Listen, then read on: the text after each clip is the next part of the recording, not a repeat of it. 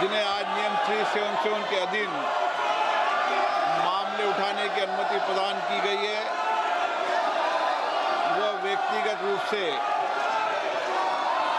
सदन के पटल पर तुरंत अपने अनुमोदित पाठ को सदन के पटल पर रख सकते हैं।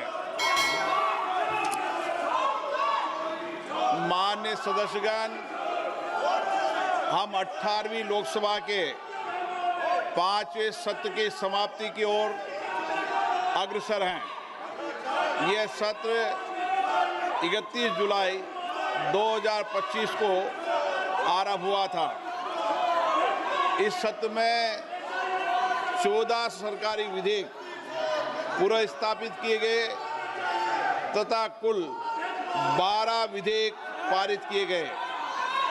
दिनांक 28 और 29 जुलाई को ऑपरेशन सिंदूर पर विशेष चर्चा हुई, जिसका समापन माननीय प्रधानमंत्री जी के उत्तर के साथ हुआ। दिनांक 18 अगस्त 2025 को भारत के अंतरिक्ष कार्यक्रम की उपलब्धियों पर विशेष चर्चा प्रारंभ की गई। इस सत्र में कार्यसूची में 419 तारांकित प्रश्न शामिल किए गए थे, किंतु लगातार नियोजित व्यवधान के कारण केवल 55 प्रश्न ही मौखिक उत्तर दिए जा सके।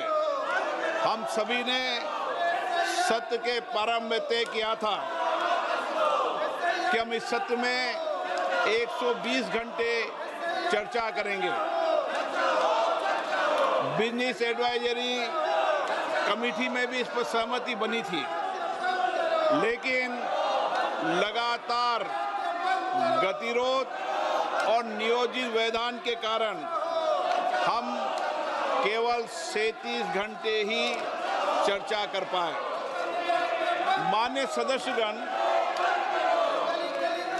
हम सब जनप्रतिनिधि के रूप में हमारे आचरण, हमारी कार्यप्रणाली को पूरा देश देखता है। जनता हमें बहुत उम्मीदों के साथ चुनकर यहाँ पर भेजती है, ताकि हम उनकी समस्याएं और व्यापक जनहित के मुद्दों पर, महत्वपूर्ण विधेयकों पर व्यापक चर्चा कर सकें, मर्यादित चर्चा कर सकें।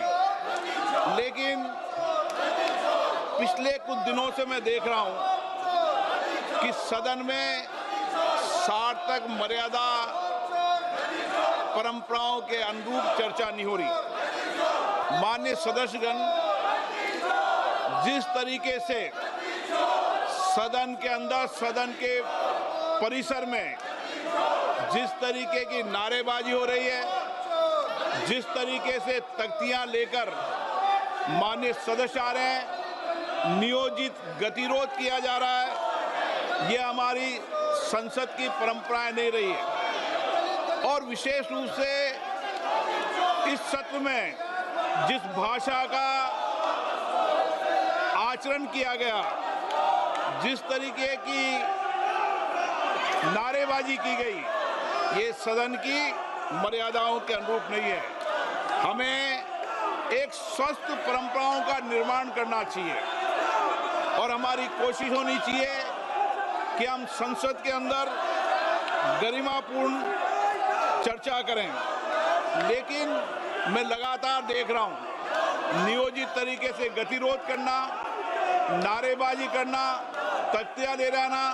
मैं आपसे आग्रह करना चाहता हूं कि ये देश का सबसे बड़ी लोकतांत्रिक संस्था है, हमें इससे बचने का प्रयास करना चाहिए।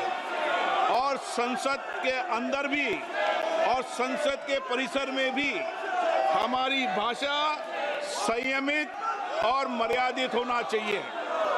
सहमति और असहमति होना लोकतंत्र की स्वाभाविक प्रक्रिया है, किंतु हमारा सामूहिक प्रयास होना चाहिए कि हम सदन की गरिमा को मर्यादा को और शालीनता को बनाए रखें। माननीय सदस्य, मैंने हर माननीय सदस्य को हमेशा पर्याप्त समय, पर्याप्त अवसर दिया है, लेकिन जिस तरीके का आपका आचरण है, देश आपके आचरण को, आपकी कार्यप्रणाली को देख रहा है। मैं फिर आपसे आग्रह करता हूं कि हमें प्रयास करना चाहिए कि हमारी स्वच्छ लोकतांत्रिक संस्था के अंदर अच्छी परंपराएं, अच्छी प्रॉपर्टियों को हम लागू करें और इसके लिए सामूहिक चिंतन भी करना चाहिए और सभी राजनीतिक दलों को आत्ममंथन भी करना चाहिए ताकि देश की लोकतांत्रिक स्वच्छ संस्था की